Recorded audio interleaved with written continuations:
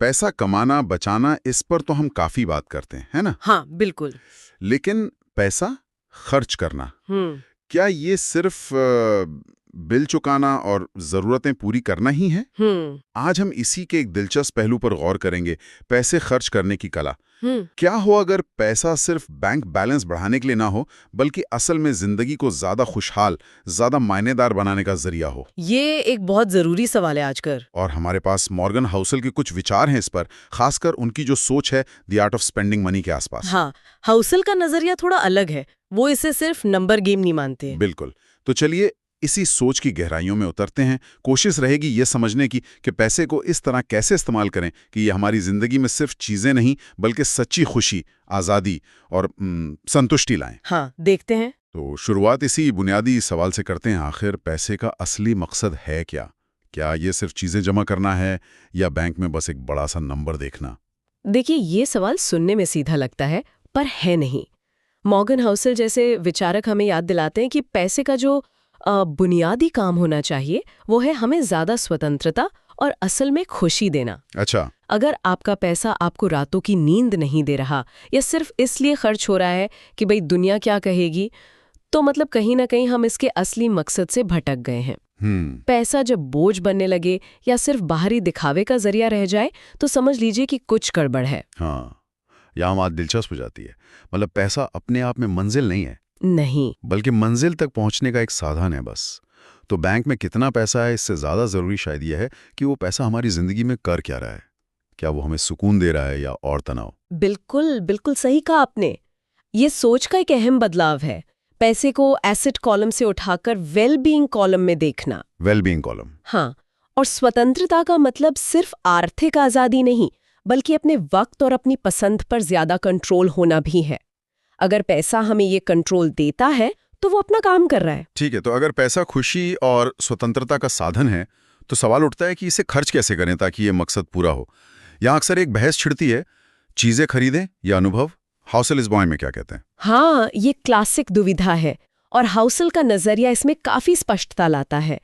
उनका मानना है, और कई स्टडीज भी यही दिखाती है, कि भौतिक चीजों से मिलने वाली खुशी की उम्र अक्सर कम होती है। अच्छा। नया फोन, नई गाड़ी शुरू में बहुत रोमांचक लगते हैं, पर कुछ वक्त बाद वो आम हो जाते हैं। इसे हेडोनिक एडेप्टेशन भी कहते हैं। मतलब हम अच्छी चीजों के आदी हो जाते हैं और उनका असर कम होने लगता है। हाँ, ये तो महसूस किया है। सही बात है। नई गाड़ी की खुशबू कुछ हफ्तों में चली जाती है। बिल्कुल, वही तो। दूसरी तरफ अनुभवों पर किया गया खर्च, जैसे घूमना फिरना, कोई नया हुनर सीखना, परिवार या दोस्तों के साथ वक्त बिताना, इनकी बात ही अलग है। ये सिर्फ यादें नहीं बनाते, ये हमें बनाते हैं।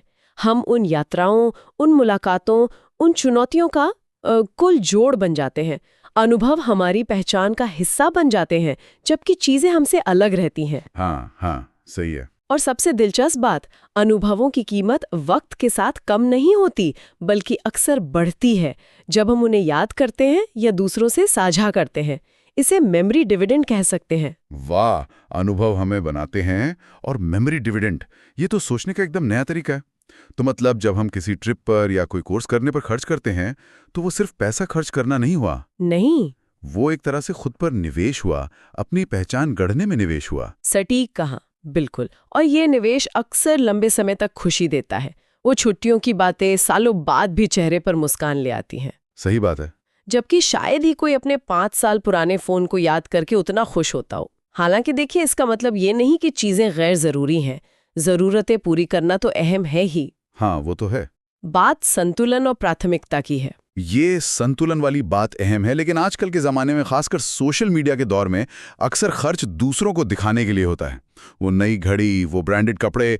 हाउसल इसे स्टेटस सिंबल ट्रैप कहते हैं। क्या ये वाकई एक जाल है? हाउसल इसे लेकर बहुत साफ तौर पर आगाह करते हैं। ये वाकई एक जाल है और इसमें फंसना बहुत आसान है। दूसरों को प्रभावित करने के लिए या समाज में खास रुतबा दिखाने के लिए खर्च करना, ये एक अंतहीन दौड़ है। आप एक चीज खरीदते हैं, कोई और उससे महंगी चीज ले आता है। इसमें असली खुशी कम और दबाव ज्यादा होता है। लेकिन क्या ये इतना आसान है? मतलब समाज में तो अक्सर बाहरी चीजों से ही आपकी कीमत आंकी जाती है। क्या हम पूरी तरह से बच सकते हैं? कभी कभी लगता है कि थोड़ा बहुत तो दिखावा करना ही पड़ता है। आपकी बात में सच्चाई है। सामाजिक दबाव तो होता है, बिल्कुल होता है। लेकिन हाउसल का पॉइंट ये है कि हमें जागरूक होकर चुनाव करना होगा। जागरूक होकर? हाँ।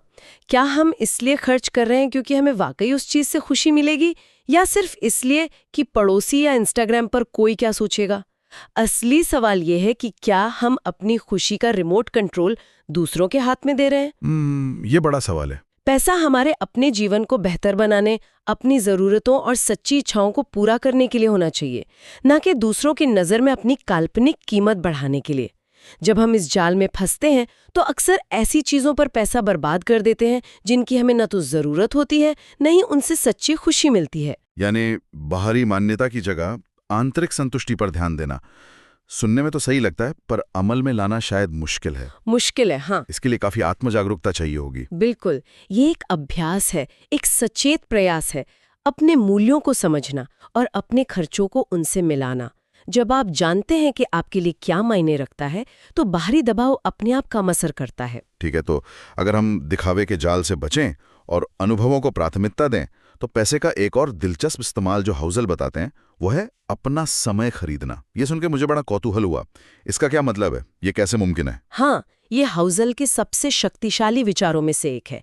समय खरीदना सुनने में अजीब लग सकता है, पर इसका मतलब बहुत गहरा है। क्या है मतलब?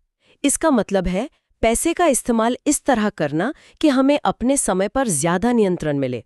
सोचिए, अगर आप ऐसे काम जो आपको बिल्कुल पसंद नहीं या जो आपका बहुत समय लेते हैं, जैसे घर की सफाई, लॉन्ड्री या मान लीजिए लंबा सफर करके ऑफिस जाना, हाँ, उन्हें पैसे खर्च करके किसी और से करवा सकें या कम कर सकें, तो आपको वो कीमती समय मिलता है जिसे आप उन कामों में लगा सकते हैं जो आपको पसंद है या जो आपके लिए ज्यादा मायने रखते हैं। अरे वाह! तो मतलब अगर मैं घर के कामों के लिए किसी की मदद लेता हूँ या ऑफिस के पास घर लेता हूँ ताकि रोज के 2 घंटे बच सकें, तो वो सिर्फ सहूलियत नहीं बल्कि मैं असल में अपना समय खरीद रहा हूँ।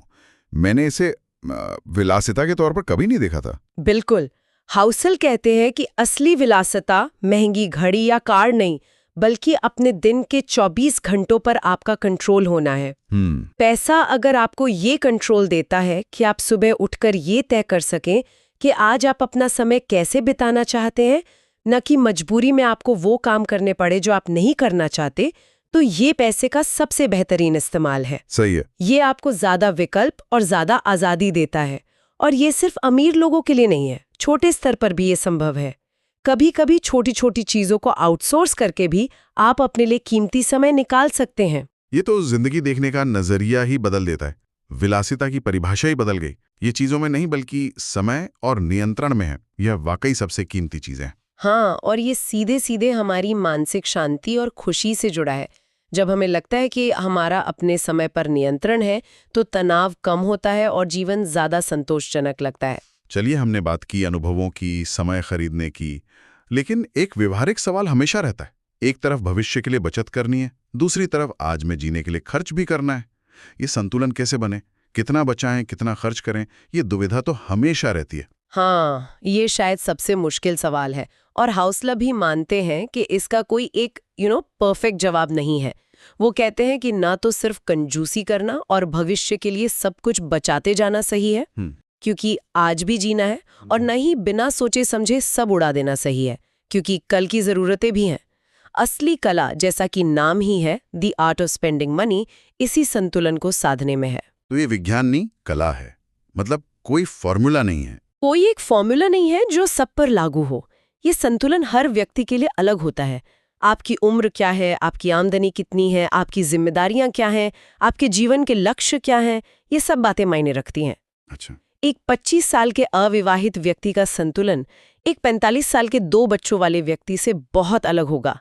महत्वपूर्ण ये समझना है कि कब खर्च करना है, कितना खर्च करना है और किस चीज पर खर्च करना है, ताकि आप आज का आनंद भी ले सकें और कल के लिए सुरक्षित भी महसूस करें। यानी ये बहुत ही व्यक्तिगत मामला है।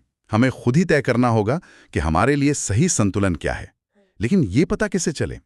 कहीं ऐसा ना हो कि हम आज में इतना जी लें कि कल मुश्किल हो जाए, या फिर कल की चिंता में आज को जीना ही भूल जाएं। देखिए, इसके लिए लगातार आत्मविश्लेषण और थोड़ी योजना की जरूरत है।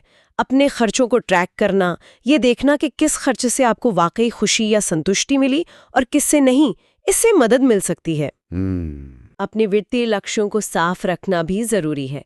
फिर आप तय कर सकते हैं कि उन लक्ष्यों तक पहुंचने के लिए कितनी बचत करनी है और बाकी को आप कैसे इस्तेमाल करना चाहते हैं, चाहे वो अनुभवों पर हो, समय खरीदने पर हो या ज़रूरी चीज़ों पर। ये एक सतत प्रक्रिया है, कोई एक बार का फैसला नहीं। आपको समय समय पर इसे रिव्यू और एडजस्ट करना पड़ सकता है। ये बात ध्यान रखने वाली है कि ये एक सफ़र है, मंजिल नहीं। संतुलन बदलता रह सकता है। बिल्कुल। तो अगर हम आज की इस पूरी बातचीत को समेटें तो सार क्या निकलता है?